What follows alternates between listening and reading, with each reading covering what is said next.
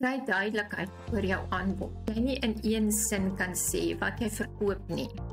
Dit jou kliënt net so deurmekaar soos jy. Dis hoekom ek altyd begin met wat presies verkoop jy? Want jy sien baie mense sê ek weet nie wat om te sê nie, omdat hulle nog nie weet wat hulle produk regtig doen nie. Jou produk, mense koop jou produk nie.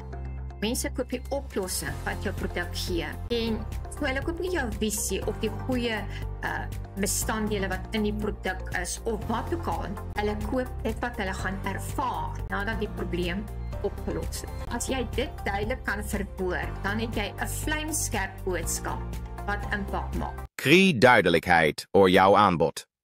Als G niet in een zin kan zeggen wat G verkoopt niet, is jouw cliënt net zo door mekaar zoals G. Dis hoekom ik altijd begin met, wat precies verkoopt G. Niet jouw passie niet, niet jouw visie niet. Die probleem wat G oplost. Als G dit duidelijk verwoordt, dan het G een vlimscherp boodschap wat impact maakt.